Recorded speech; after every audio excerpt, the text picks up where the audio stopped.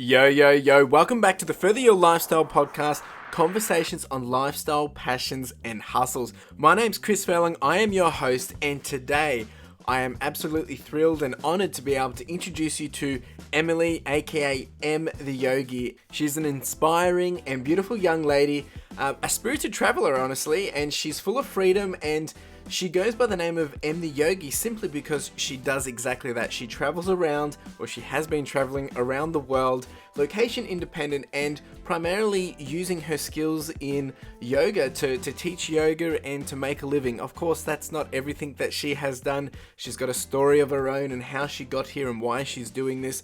But also we talk about being centered and challenging yourself to grow, and also challenging the norm and creating a lifestyle that can be of freedom and of your own choosing. And we talk about how that can be different for everyone and how that obviously has different perspectives, but we walk through a few of the different things that she did in order to make this lifestyle possible for herself. We also talk about some of her passions and some of the things she likes to do in her free time. Of course, with COVID that has just happened in the last year at the time of this podcast, obviously being location independent or being someone that loves to travel, it does bring some big challenges. So we also dive into that and talk about just her and everything that she's about. So grab a cup of tea, a coffee, or get comfortable however you like to listen. And of course, we do have this on the YouTube, we're on Spotify, we are on Apple Podcasts too. However you want to enjoy this, get ready because it is an absolute epic of an episode. Let's get into it. Hello, Emily. Thank you for being here. I'm so excited to finally have you as a guest. And I know, we've had so many chats over the last year, actually. And how are you today? I am well. It is nighttime for me, so I'm winding down. How are you? I'm very well, thank you. It's kind of cool, and it was sunny a few days ago here in Melbourne, Australia. And so where are you based at the moment? I'm based in Massachusetts right now, Okay. so So the northeast of the US. so you're leading into your summer, right? Yes, Yeah. it is spring here. Oh, nice. Oh yeah. Okay. Getting So a little yeah. warmer. Yeah, but I feel like the warmer that conversation between Australia and America is always a bit, because our warm is completely different. But anyway, that's Right. that's a different conversation. So actually, last time I saw you was it was summer in Australia, Melbourne, and that was Mhm. back in January 2020, which is a blur. There's been a lot of things that have happened since then. And I think prior to that, you had just kind of done some hopping from Bali. You had come back from a trip to China, and before that, you were in New Zealand. You had been Mhm. traveling around doing so much, and that's why I think you're such a perfect candidate for this podcast because of your lifestyle and the different things that you do. But let's take a step back and let's hear a bit about yourself and your background and kind of the journey of just building who you are, and then we can probably dive into a bit more around that I guess the spirited traveler that you are. Okay, I'll try to make it brief. So I grew up in New England in the US, had never really traveled out of the country. I went to school down south in North Carolina, and that was kind of my big travel experience. And that is where I decided I wanted to travel internationally. And once I kind of dipped my foot into that, I was like, I can't stop. And I majored in accounting, and I had traveled prior to finishing my studies and also started my yoga practice at the time. And I'm like, wow, I don't want to work in corporate America and work all the time until I die. Like, I'm all set with that. So I decided to kind of do whatever I wanted to after graduation, which has had its ups and downs, as we've talked about. But it's amazing. I make my own schedule pretty much. I can go on a vacation that's longer than 5 days out of the year. Um, and it's great. I'm very happy with it. I wouldn't have changed anything. That So, that's a great way to summarize it. And I think that's something that's always, I think even when I originally first stumbled across, I think it was your Instagram. I can't even remember how I found you, but I think it was because I had posted something related to yoga, and you came up in one of the hashtags or something, and you were in New Zealand at the time, and it was like some amazing picture on some waterfront where you were just coming out of a class and you had finished teaching, and I was like, oh, this is pretty cool. And then I remember reaching out and having a chat to you just via Instagram and learning about, oh, that you just travel and this is how you've been, making a living and doing all these amazing and wonderful things, and not being location bound and location independent. And that in itself was just like, okay, this is super cool, because it's everything which I think people should be able to know about more and do more, because especially in this day and age, obviously at the moment, there's a bit of a different idea around traveling like that. But at the time of when we were discussing about it, I think, that's what really stood out to me was, because like what you were doing is exactly where I think people find it as a bit of a cliche, or kind of like, oh, it's just that Instagram highlight reel, when the reality was that wasn't true. It was, I mean, so, it wasn't just a highlight reel, it was the full shebang and 100% legit. So, I mean, that's what intrigues me so much. And on that, I mean, you've mentioned that, you had a background of accounting, and, you didn't want to get into that corporate lifestyle. I guess just to jump into that a little bit. So yeah, okay, you studied accounting, and at what point did you realize that that wasn't for you, or, getting into the corporate world and thinking, well, actually, no, I can't do this? Like, what drove you to make that change, or what kind of triggered you to really realize that? I mean, I think the reason why I kind of went down, the whole path of going to a 4-year university and getting a degree is because, at least in the US, I don't know if it's as stressed in Australia, but like, that's the thing. Like, I remember being 5 years old in kindergarten and they made you draw and write down the profession that you wanted when you're 5. Like, what do you want to do with the rest of your life when you're 5? It's bad enough that they ask 17-year-olds, but I'm like, I can't even spell strawberry.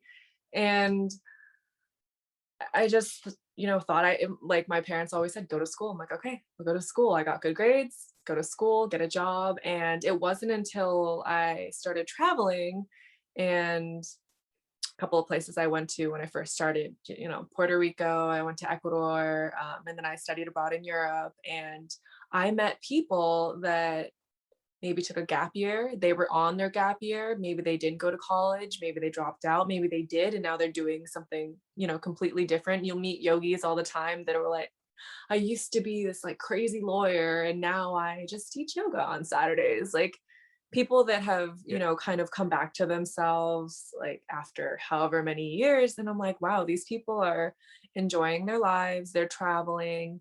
And they didn't take the traditional, route of going to school and getting a job and staying in that job forever. Because I have friends that are in those jobs, and they talk about how they get their 3 weeks of PTO, which is, inclusive of Christmas and New Year's, and then they maybe can go to Greece for 5 days. And I Yep. was like, I don't want that. I don't care how much money you give me. I don't want that. That sounds awful. Yeah, so the typical rat race, I guess, you mentioned there, that's how you grew up, and I think that's very much the same in our culture here in Australia as well. It's kind of like, you're going through, primary school, high school, and you kind of get like I remember having like a career advisor and saying, when you're going to go to apply for a college or university, it's like you need to pick 5 in case you don't get your first preference, and then if you don't get your second, Mhm. it's like, but I don't want to do that 5th one. Like, I'm interested in one. Whether I want to do that, I don't really know. But I remember them kind of, saying, well, like, what if that doesn't work out? What are you going to do? And really drilling that into you. And it's now that I, look back in hindsight, I can think back, it's like, it's quite stressful, right? Because you're trying to make a decision that you feel like is going to dictate the rest of your life, and it's Right. very overwhelming. And what you've just said, that you got the good grades, so you kind of just went into where it made sense, or where maybe you had somewhat of an interest. But so to play it back, so you're saying that basically once you started to see what others were doing, or maybe seeing some of the inspiration or influence of not being so bound to that normal, that's what kind of triggered you to maybe make that additional decision. And then after a taste of the travel Mhm. lifestyle, it was kind of downhill from there, was it? Yeah, because I got to experience both. Like, I got to have that semester abroad where I was in Prague for 5 months, and I hopped around Europe to I don't know how many countries. And then I immediately came back and worked at a public accounting firm for 8 weeks in Washington, DC, and it was full on, tax accounting. And I met really amazing people. The company was great, but I was like, why am I doing this? I'm like, I feel like a robot could do this. This is nothing special. This is just, you know, for me to get to from point A to point B, which is what a lot of my friends are doing. They're like, oh, I'm just gonna do this job for 3 years and then I can get to where I need to be. I'm like, committing to 3 years of something is a long time. Like, that's a long time to settle for something, but Yeah. it's so normal. It's very normalized here. Well, yeah, no, 100%. And I think that's probably part of the problem is because you don't know anything different, it doesn't seem like a big issue. Like when you say 3 years, like, I mean, think about it, 3 years really over a span of 60 years or a 40-year working career isn't really a long time. So in someone's mindset, it's like, oh yeah, I'll just do hard work for 3 years and then I can just chill for the, the remainder 37. But obviously it's not that easy. And I think you don't really realize that until you get into that, I guess, rat race or into that routine and cycle. And then you start to realize, okay, no, it's, I'm not going to have all the money I thought I would, or I thought I was going to have this dream achieved by here, and it doesn't go to that plan. And then you get comfortable and then it's easier to just keep doing it. I can completely relate to that and understand that completely. So, okay. Yeah. And I think this is very important for people listening is because you've realized this a lot earlier than a lot of other people, right? You kind of, as you said, you were away, international. And then when you came back and you just worked and what you said, it was 6 weeks or 8 weeks and you kind of was like, what the heck am I doing? Whereas, which is good. It's that it means that you knew as soon as possible what you wanted and you didn't make that compromise of like, okay, let's just hash it out for 3-4 years, get some money, and then I'll go try something. So with that in mind then, so okay, you realize that wasn't for you, so what did you do? Like, what happens from there?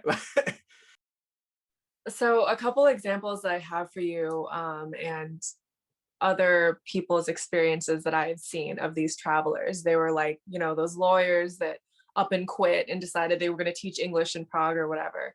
Like they worked hard and they were like, I hate this life. Why am I doing it? And now they're 50, 60 years old living in a foreign country, right? Or I meet someone who worked in a job or 2 years or something and they realized it was awful and they quit. Or I have a friend who was supposed to do what I did, but instead he wanted to work and make money. And then he was going to go to Australia. And I think what kind of clicked with me right before I left for New Zealand, right before I decided to book my ticket, is he messaged me and he was like, listen, you should go now because I was supposed to go. And then I got a promotion, then another promotion. And now I'm 28 years old and I've never been to Australia. I get to go to Croatia for a week out of the year and that's it. And I was like, wow. So I was like, this would be the best time for me. And something that people will say, and it's true, office jobs are always there. For me, it's not just like, okay, accounting is my only fallback plan. Like I've worked in restaurants, I've worked in bars. It's super easy to make, a few bucks just waiting tables or whatever. So I know that I could do that literally anywhere without having done it for a couple of years and just like, well, I have this background, hire me, I need some money. So I'm like, okay, I have other ways of supporting myself if this whole traveling thing doesn't work out. And then I think another big thing for me is I do have a really strong support system and I do have a family back here. So worst case scenario, I knew in my head, okay, if I go to Australia or New Zealand and it doesn't work out, I can always come home.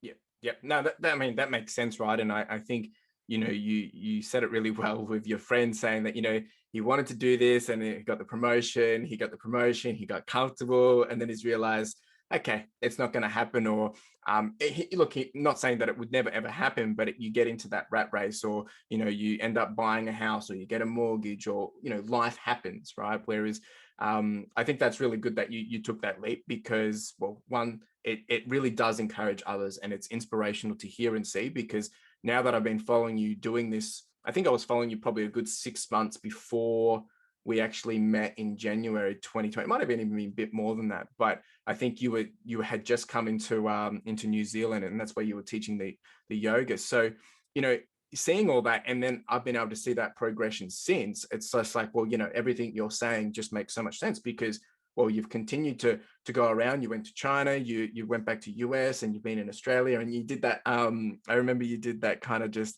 I think it was only like a 4-day trip to Bali or something, just because the tickets were cheap, right? And but that just demonstrates the kind of flexibility and lifestyle in terms that you've created. Because I think one of the areas where this gets a little concerning, or where people maybe get a bit fearful, is like, well, how do you make money? Like, how do you pay for this, right? How do you have that security? And I think one area that helps with that jump is, you mentioned that you have the support from your family, just in terms of, yes, go do this, we're supporting you. But when it comes to, you mentioned around, you thought about some of the things that you can do anyway, because yes, you can get a corporate job anyway, you can get a job regardless, you've got that now under your belt, so there's always that plan B. But knowing that you can do go work in a restaurant somewhere, wherever you travel, where it is, Bali, China, US, Australia, New Zealand, and any other place, but also with the yoga as well, right? And I think going hand in hand with that, one thing which I think would be very good for people to understand, because I think that's what will stop a lot of people, is like, how do I make money? Now, yeah, you've said about restaurants and things like that. So is there a way that you can kind of explain on, okay, so maybe you go somewhere for 4 weeks. Are you just going to teach yoga? Do you plan that in advance, or do you kind of just,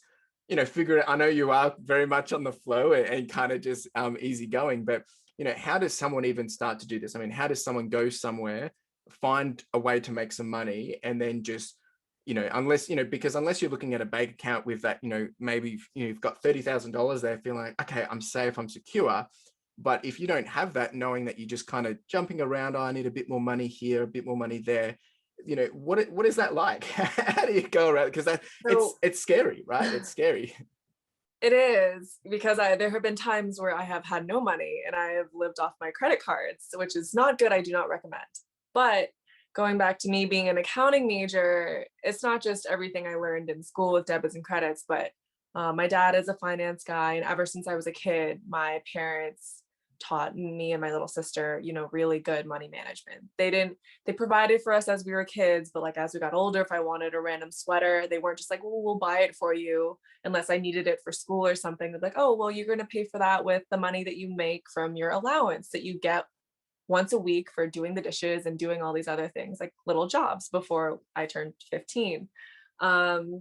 So something that I wanted to say with that is, it's not just, okay, how do you make money? Because I have so many people that ask me that question, and I don't think that's the most important question. I think the more important question is, how do you budget your money? Nice. Because you could be making $100,000 a year, I could be making 60, but you're blowing it on a really nice car, really expensive apartment in the city that you have to yourself, gym memberships, random subscriptions that you don't need, coffee every day, really expensive restaurants. Like, I have friends that live in the city, they're paying almost $2,000 a month in rent, and they're going out on the weekends and they're spending almost $1,000 a week just from eating and drinking.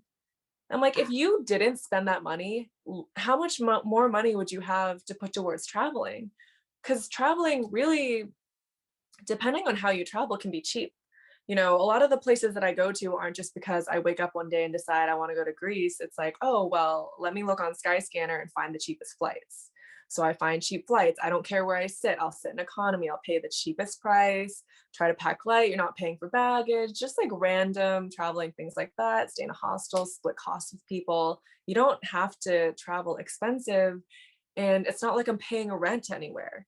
I'm traveling around. It'd be different if I was traveling and I was paying my Brooklyn apartment rent every month. But because I'm not, it's like, okay, sometimes I'm staying in places that cost me less than if I was staying in the US.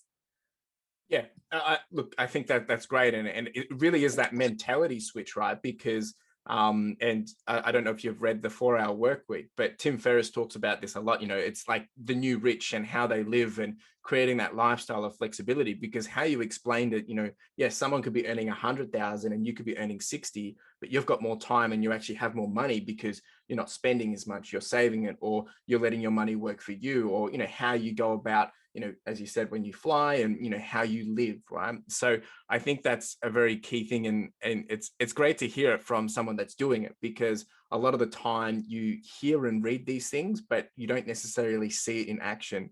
And I know when I saw it, I'm like, okay, you're definitely being able to do this full time and manage without any problems, because as I mentioned, you've been able to travel around, bounce around, hop to Bali, whatever, and you can do that with ease, or you make it look easy anyway.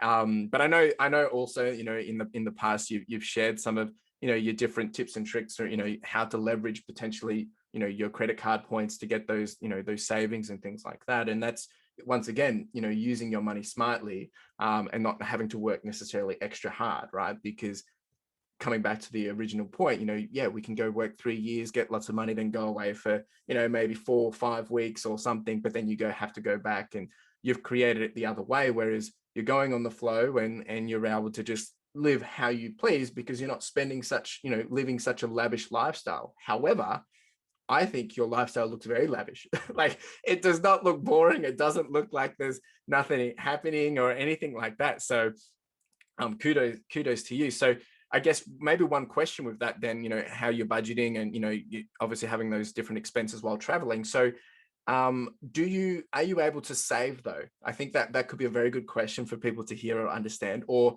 maybe it's not saving, but do you have enough money maybe to invest? Is that something that you can accommodate, or is it still a bit of a struggle?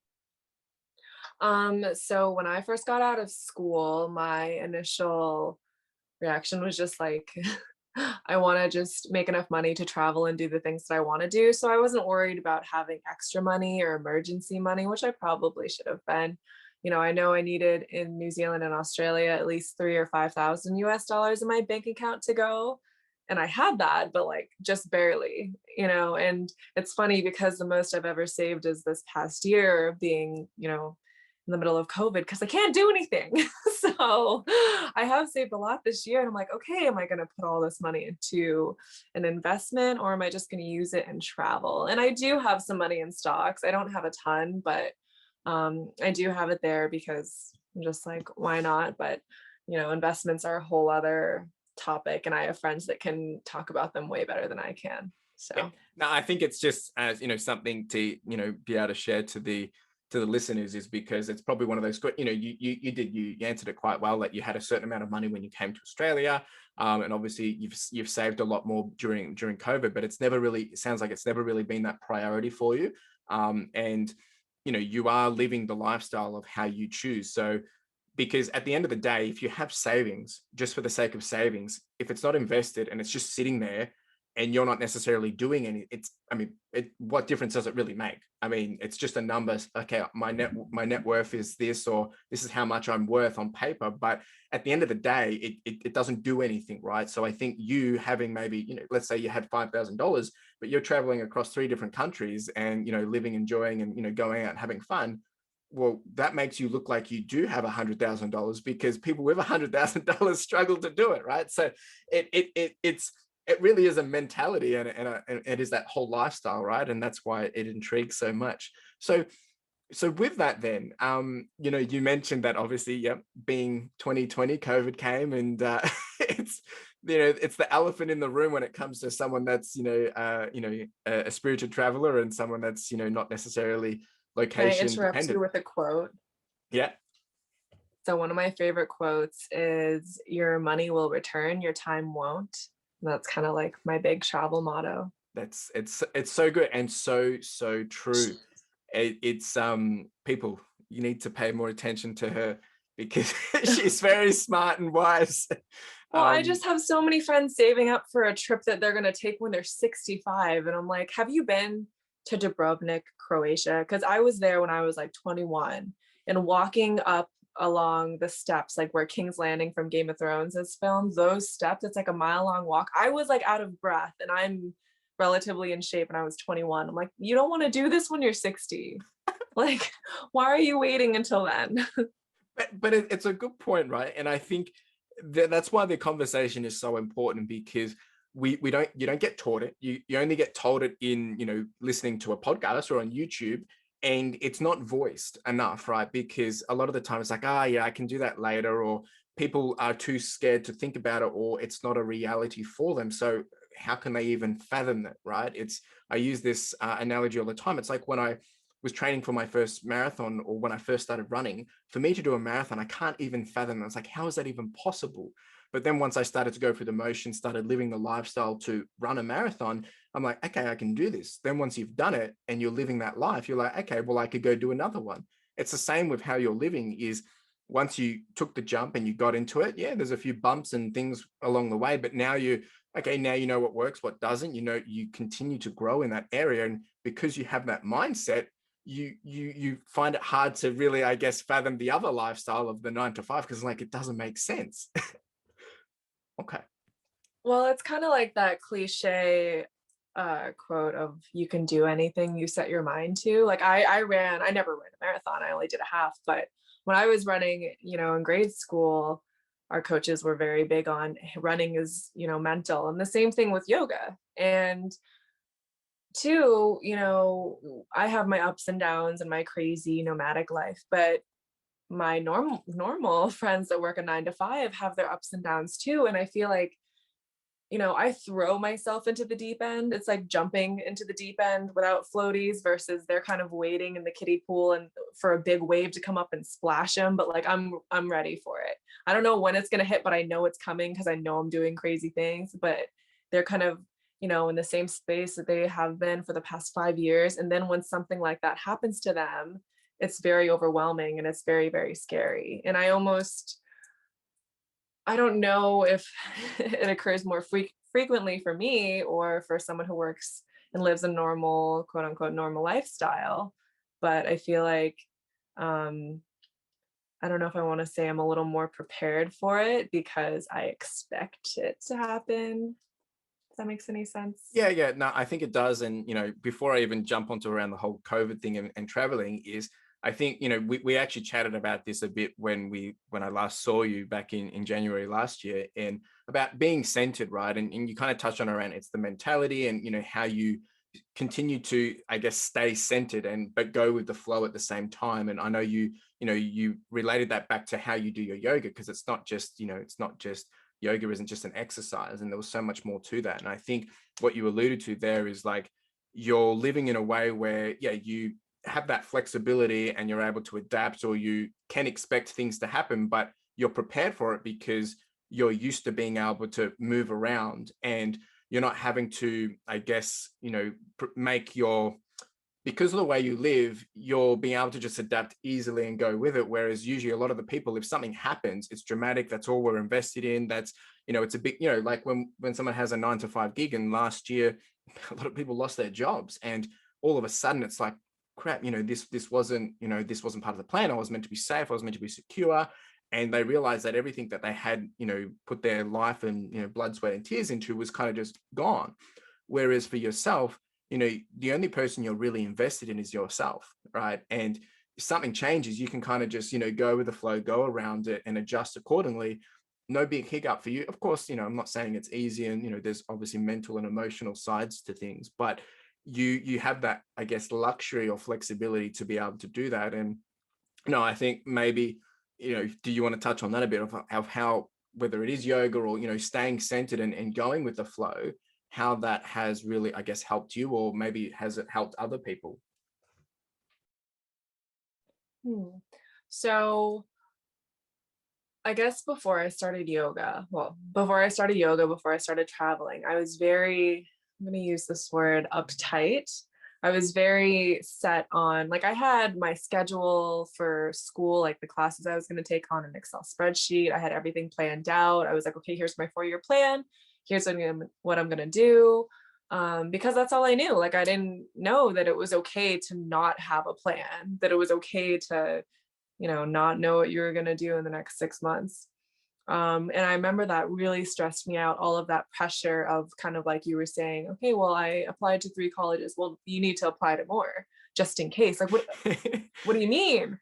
And just, I feel like I was always, stressed and running around like a chicken with my head cut off. And I traveled and I found yoga, and my friends that have known me, for this amount of time, they'll say the same thing. They just think it's so funny that I'm all like, ooh, woo now, because before I was like awful. And it's not that I don't still have stress and anxiety in my life from things that I need to do, or especially if I'm making plans with someone and I'm late and I'm dealing with someone else's time, because I like to respect their time, especially because I'm like la di da all the time, like, oh crap, other people have schedules. Um, I just have been able to deal with it better through yoga and traveling, and not just, you know, hopping on a plane and meeting some people in a foreign country and eating different food and, you know, doing warrior two every day. It's kind of having these experiences, being put into difficult situations where you may not know anyone or may not be able to speak the language, or uncomfortable positions with your body and like struggling to achieve something. Like, as I'm sure you've gotten with running, you learn more about yourself. You know, you have a lot of self-awareness, and that I think is what brings you to being grounded, because at the end of the day, no matter how bad the day is, I'll try to remind myself, and maybe I'll journal and write down like things that I love about myself or things that I've accomplished today, just small things like, oh, I did a load of laundry today, or oh, I cleaned up my room. Just very small tasks that I've accomplished, a little like added bit of positivity. So stuff Yeah. like that. No, that's really good, and I can resonate with that because I feel like, yeah, in the world that we live, everything's so hyped and oversaturated of like, oh, you need to do this or you need to do that, and like, I mean, yes, hustling it's a, you can look at it in so many different ways, whether you're hustling for yourself or you're doing the 9 to 5 hustle, to try and make a living. But I think there is that overwhelming of like, oh, what did you do today, or what did you achieve? And you said it so well that you, at the end of the day, you've kind of reflected like, oh well, I did the washing, I did this, and those things, I mean, they're all part of life, and sometimes they're not things that we should be stressing about, but that's the reality of, well, today you need to do those things. And just because you spent a day doing those admin things or life things or adulting or whatever, that's required, it's expected, and you should not feel bad that you have those days. It's the same for the days where you have a lazy day where you're resting because, well, your body needs rest, right? It's kind of like, if I know some people have their perspectives of how you're running, you're doing this, or I know people have that idea around, oh, yoga, is it even exercise? But it's so much more than it. And people might think, oh, it's a bit of a time waster. It's like with my running as well. And I don't go to the gym, right? And that's, for me, I don't see that as how I want to grow, but how I am able to find where I feel best or feel productive or feel grounded is through the running as well. So I can really appreciate what you've said there, especially about those kind of reflecting on those smaller things, because progress is progress, whether it's big or small. So no, that's really good. Okay, that's, I mean, there's, I think we could probably talk so much about that, and being mindful of time, and for those listening as well. So I want to kind of repackage how I alluded to before around, yeah, you're traveling, and obviously COVID hit. So if we spin that with, how has that impacted you? And I guess now maybe what's your focus on at the moment? Because things are still, kind of stuck down, and you're not necessarily going to be able to just do a spontaneous trip to Australia and things like that. So how did that impact you, and how did you kind of navigate through it? And then maybe we'll touch on, what are you focusing on? What's next? Where and all that jazz.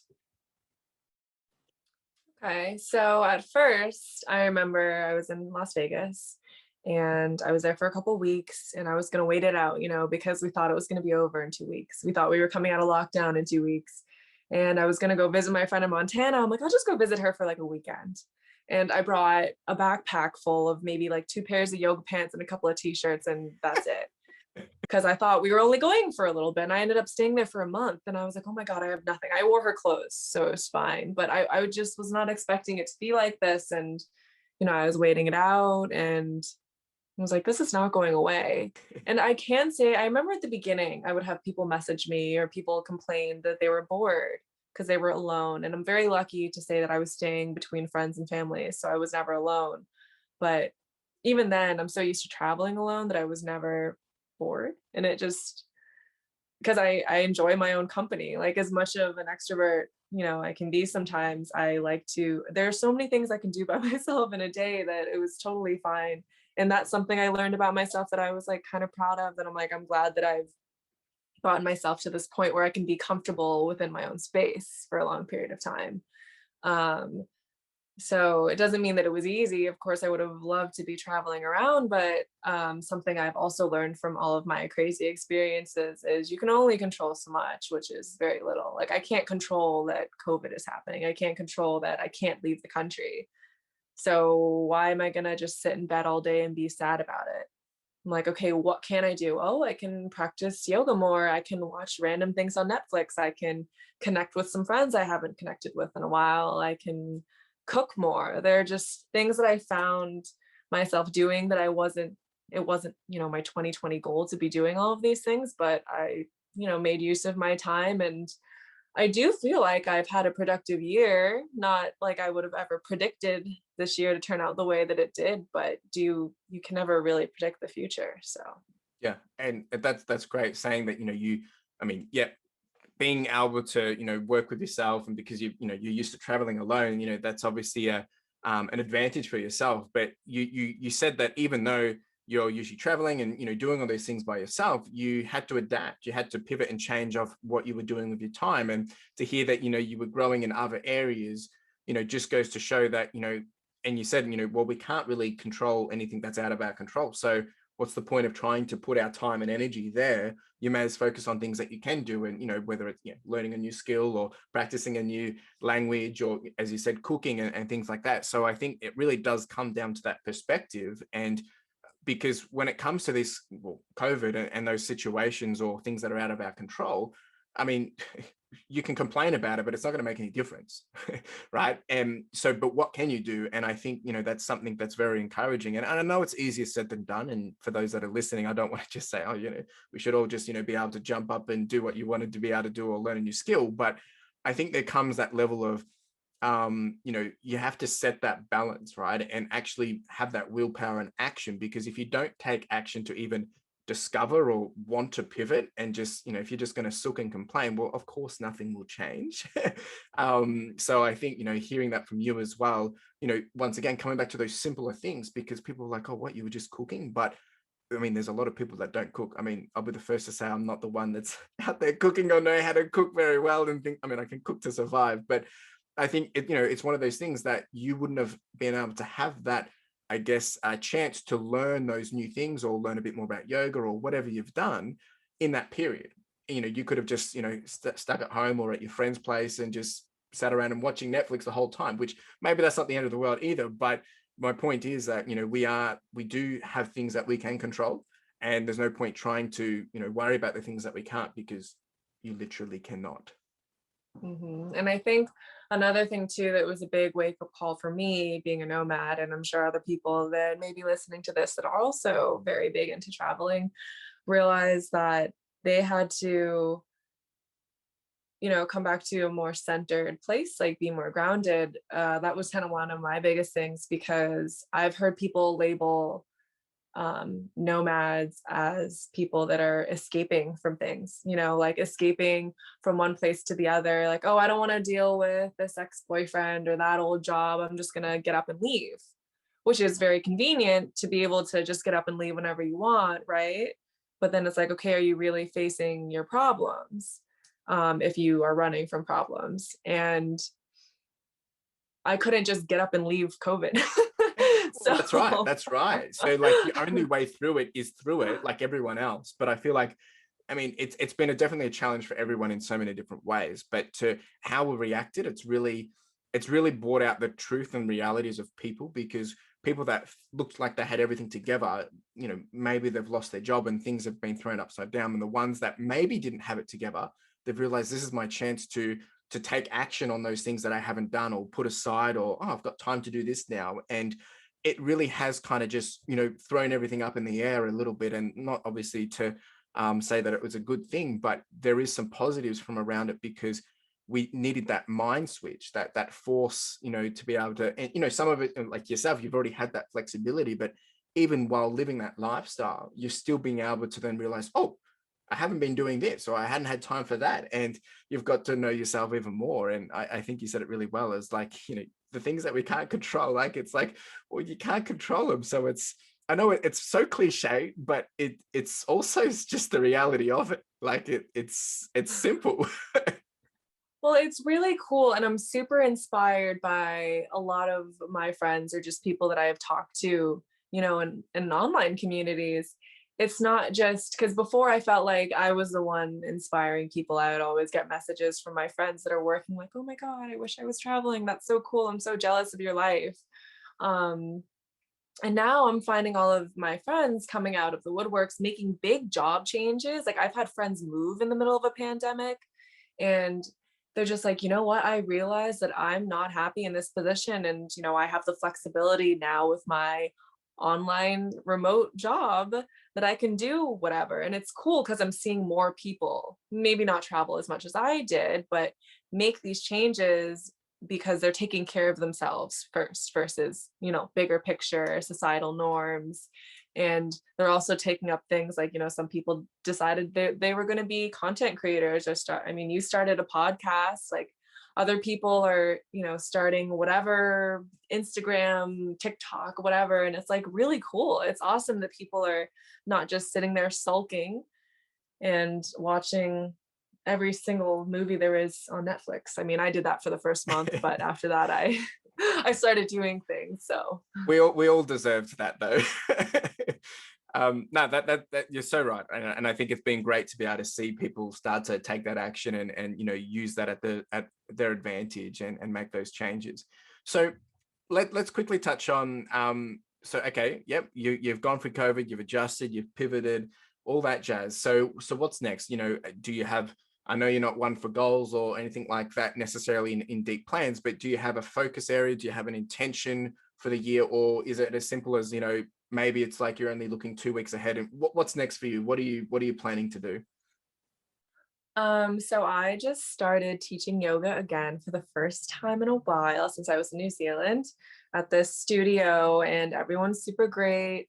Um, I don't teach too much right now, which is perfect because I never want to overdo it and have it become something that's not my passion anymore. Uh, and I'm starting another job soon. I have orientation this week. I'm going on a trip to Philadelphia this weekend. So I've been visiting. I know the US is really big, but for me it feels small because I don't need to fly. I could technically drive places to visit friends. So since I've been, gone the whole time and it's been COVID and everyone's been very conscious, but now that we're all getting vaccinated, it's like, okay, I can visit people that I haven't seen since college, almost 3 years ago, which is pretty cool. So I'm enjoying my time being back here and spending more time with family and friends that I haven't seen. And um, I am working on getting my TEFL certification so I could teach English as a foreign language in another country. So that's an option to open more doors in case that's my only way in to get into another country.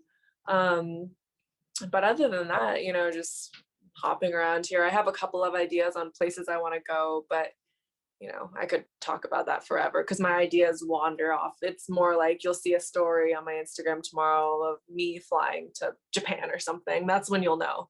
So Yep, no, I understand that, and that's, I've always seen you do that as well. But no, I think that's really good, and you've answered it just how I thought you would around, you're kind of pretty cruisy, but you're using the time of how you best can, and just going with the flow and whatnot, and you know about the whole, teaching English and for what is it? It's TEFL, is it? yeah, I think it's it stands for, I gotta look this up. I Yeah. haven't really done a So lot so on it. teaching English Teach basically English. as in a foreign location, right? And Mhm. I think that's really good because obviously you're not just doing that so you can just go to another place, but at the same time it's a byproduct. It's a smart way to think about it in the long term, that if you want to get out traveling and they're not letting people in unless you're working, well, hey, it's a win-win for you. You're going to earn some money, you're going to be able to help other people, and you'll get to have Yeah. that traveling lifestyle again. So once again, that mentality of how you're able to adapt and leverage those skills and ability, because a lot of us, we think, oh well, we can't go there so we won't go, when because we're tied up or whatever. But that you've summarized it so well, and I kudos for that, because I think it's really smart. I um think a lot of people have this idea, and I've said this to friends before, and maybe it's just because I worked like 40,000 different types of jobs. It's not just, okay, I've done corporate like in kind of basic bookkeeping and stuff, but I've worked in restaurants, I've worked in bars, I was a live-in nanny, I've done plenty of babysitting, I've done dog walking and cat sitting. Like you can make money that way, just like random odd jobs, right? And not that I want to be a professional dog walker the rest of my life or a professional nanny the rest of my life or server, but it's just, you know, a means to an end. So I think a lot of people have this idea of their dream job and they think I need to do all of these steps to get to my dream job. And I'm like, well, have you considered this? And I'm like, no, that's not one of the steps, right? Like when I majored in accounting, they told us maybe five different types of jobs we could have with our degree. But there are actually so many different types of jobs. Like if you're an accounting major and you love music, go be an accountant for a musician. Like you can still get into the music industry without having to be a famous singer or DJ or whatever. But I think, you know, a lack of that knowledge and just how big the world is and how big industries are and what we can do is, you know, a big part of why people feel like they can't do things, because they only see this, you know, one straight line of point A to point B of success, but it can go all over the place. Yeah, totally agree. And I think you've said that so well, because, you know, when it comes about creating a lifestyle and, you know, with the intent of this podcast is it's about furthering your lifestyle, right? And that doesn't mean, yes, you have to leave the 9 to 5, because if that's what you want to do, that's fine. But, you know, find a way that you can create it the way you want it, right? And you said it so well, you know, doing the accounting, but if you have a passion for music, but if you can't play an instrument, right, you're gonna feel like, okay, well, like, how can I even be in that industry? But you can be an accountant in the music industry and you'll be able to get the thrill, the ride, the excitement while doing that too. And I think that's really important, that we bring together our talents, our passions, our hobbies, our loves and dislikes, and, you know, bring them all together and see how you can leverage them and create something which is your unfair advantage. Because, you know, not everyone can do what everyone else does, but you can apply it in different ways, and you can be just like, oh yeah, I work in the music industry, and people are like, oh, well, what do you play? And it's like, well, no, actually I'm an accountant, but, you know, I get to meet all the cool guys just like any other musician would, right? So it's that lens and perspective. You've said it so well, because we only seem to know this one way because that's all we're taught or all we know. Whereas once you start to read or understand and take that knowledge in, or listen to people like yourself, we start to realize, like, hey, we've got this all the wrong way. So no, it's clear as day for me, and I hope the listeners, you can really take something from this, and it's encouraging to hear it. And what's exciting is, you know, it once again, it does come across as cliche, but Emily's doing it, so you need to go follow her stuff and see what she's doing, because you'll start to realize, like, wow, how can she do this? Okay, so I don't want it to seem like I know everything, because I do not, but I think something that I didn't say that I think needs to be said is it's about being open to all of these possibilities and opportunities. You know, I don't know all of the different types of jobs that you can get being an accounting major, but I can think to myself, well, I'm sure there are many things that you can do, you know, and just being open to whatever industry. Like, oh, if you have a passion for art, you can be creative within your job, the current job that you're in. You don't need to quit and start a new one. You don't need to move to Bali and go to a 10-day meditation retreat to figure out how you can be artsy. You can do it. You know, you just have to put in a little extra work, but if it's something that you love, you'll figure it out. 100%. It's people, take action, take action. So I have some rapid fire questions for you, and we've covered so much, and like you said, you know, we could dive we could dive into so much, and but obviously, you know, we won't have all that time, so I encourage people to continue to follow you, and who knows, we might have you on again in the future. But some of the random questions that I had for you, and you can elaborate or you can just keep them short and sweet, it's entirely up to you. The first one is, what scares you the most? Being in one place forever. Okay, I guess that makes sense. Like anytime I try to tell someone that I'm living somewhere, they're like, for how long? And if I try to say like, oh, I might be here for a while, they're like, yeah, right. Like my friends by now, they're like, where are you again? You have the same phone number? Are you sure?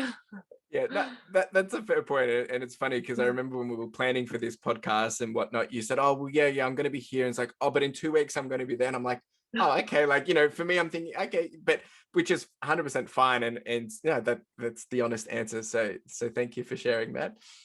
The next one would be, what advice would you give to someone who is at a crossroad of treading their own path, or maybe wanting to make a change, or create a new lifestyle? What would be your Ooh. advice?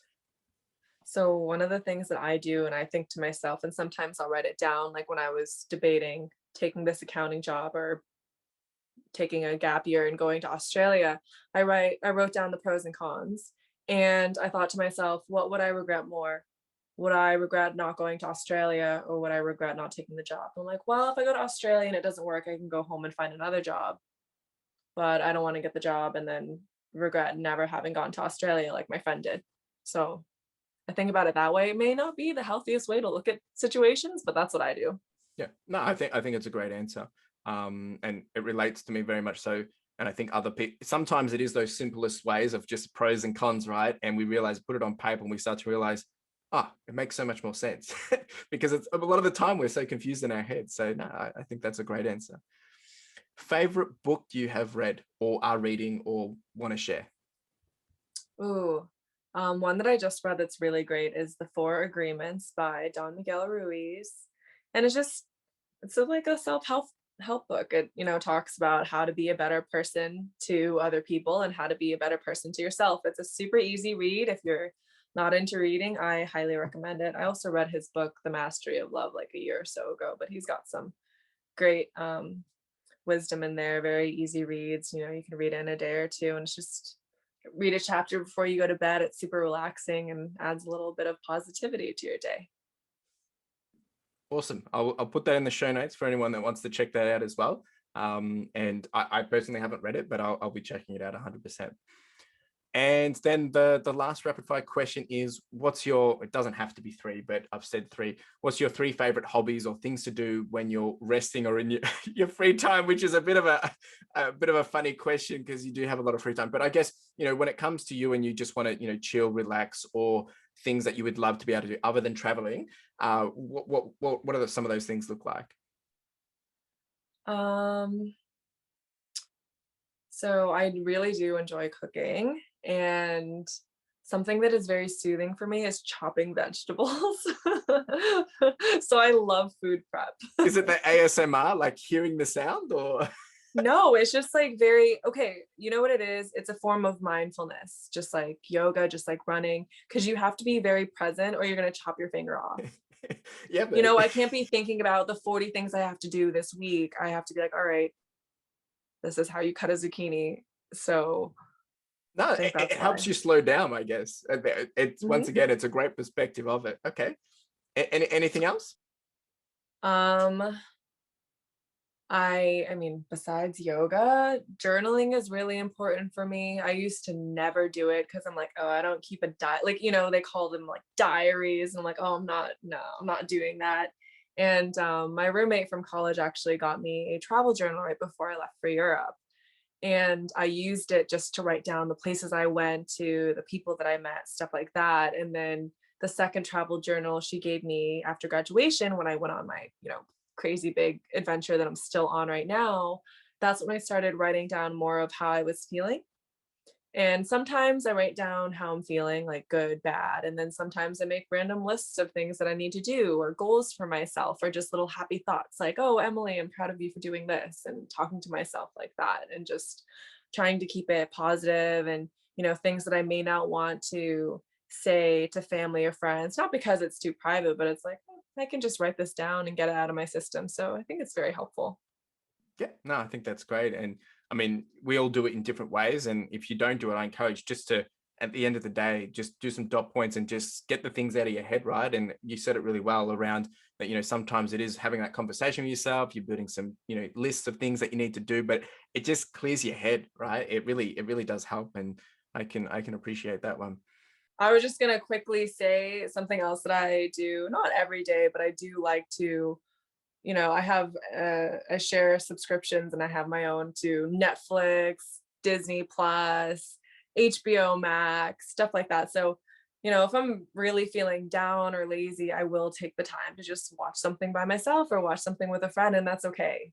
Like you were kind of saying earlier, it's okay to do nothing.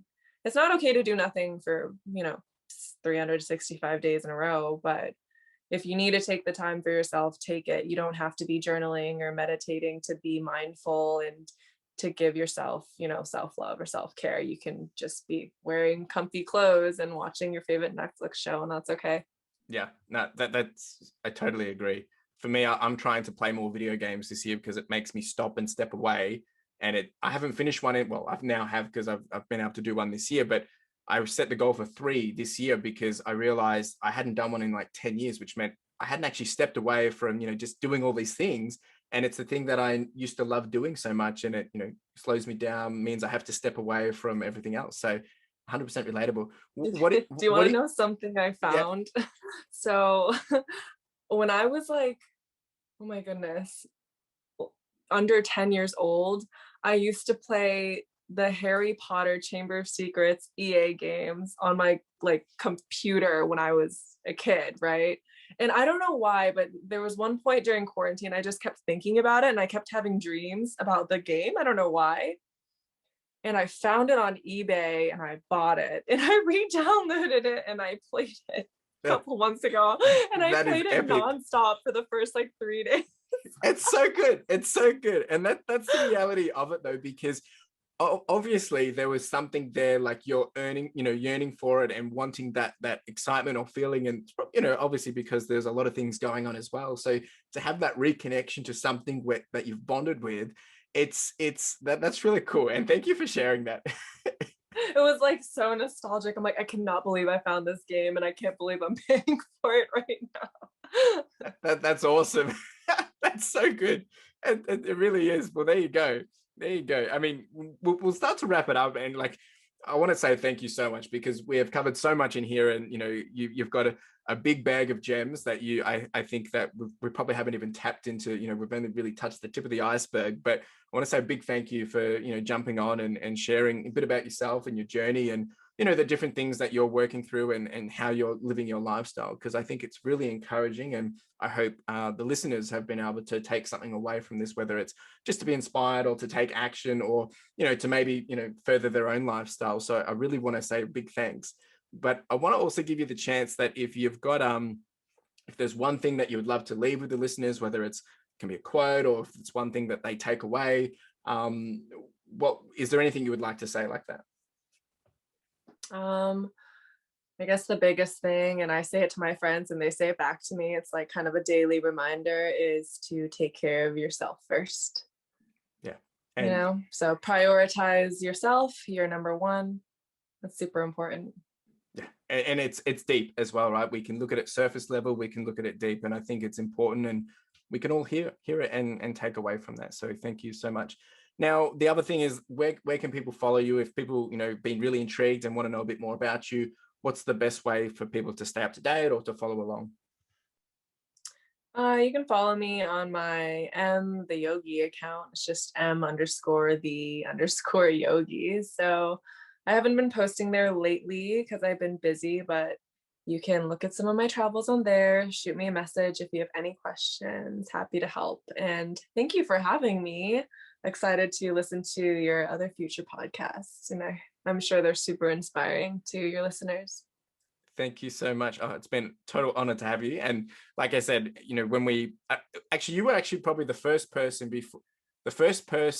that, or maybe one other two people that were working with me at the time, but that actually got to meet my face before the rest of everyone else did. And that was back in, January. So it's been a long time coming and it's well deserved because, you really have been a very perfect example of that lifestyle and everything that I want the brand and the podcast to really promote and encourage. And you're that living example. So thank you, because you took the action first to be able to create that. And you inspired me, and it's been a very encouraging journey. And I hope now that it continues to encourage other people and people can learn. So people, reach out to Emily, because, she's got so much wisdom and gems in this area. And I mean, she's only just getting started. I'm sure of that. So yeah, thank you so much. Thank you so much.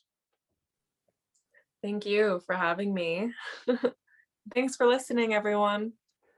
All right, so there you go, guys. That was an absolute pleasure to have Emily here on the podcast, and I've enjoyed this episode being able to chat to her and just have the conversation about life and the different things that I guess are thrown at us through all that happens in life, and COVID being one of them. But there's so much more to that, and I feel like what I've taken away from this episode is that we can be doing so many different things, and there's that huge big push to be doing more and to be pushing forwards and to be growing. And sometimes our growth and our ability to grow can come from the smallest things. And I loved how she touched on about, just at the moment, it's just been great to be able to slow down and just focus on cutting vegetables and really taking the time to just relax, calm down. And sometimes we need to find a new and different and unique way to find this. And that was probably one of the key takeaways for me.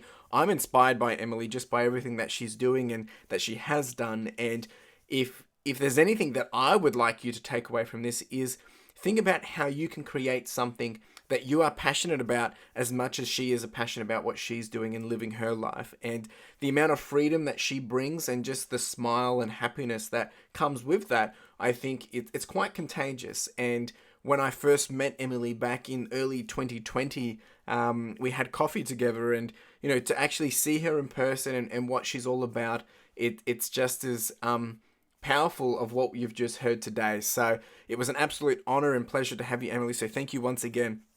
Now, I do encourage everyone to go check out the show notes. We touched on a few different things here. Of course, check out the book that she recommended too. Go check out our socials.